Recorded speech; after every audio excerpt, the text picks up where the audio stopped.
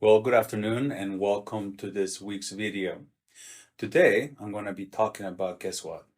Well, kind of like the same thing that I've been talking about for the last 2 or 3 months, which is right now is a time to buy a home. This time, I'm going to talk about two reports that came out this week.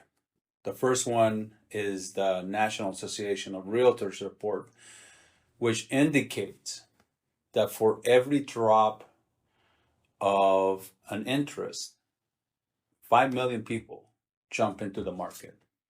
Now, you might remember back in August, actually in November, interest rates were at an all-time high, about 8% or so.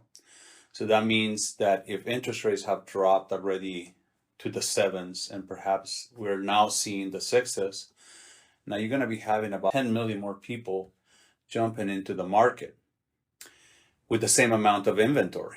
So that's going to become an issue. The other report that I want to talk about is the Fannie Mae Home Purchase Sentiment Index. Well, it does look good. It says that people feel great about the economy as of now. They're happy with inflation going down and all other economic numbers that they have seen. But one thing does brings up to my attention, and that is that 83% of you don't believe that right now is the right time to buy a home. And this kind of pushes back to the National Association of Realtors report.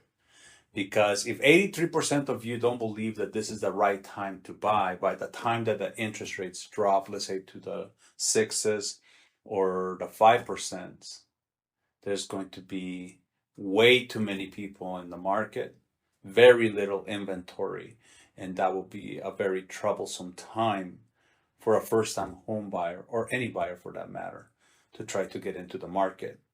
One of the things that we have seen throughout history, that the public tends to buy and sell at the worst time.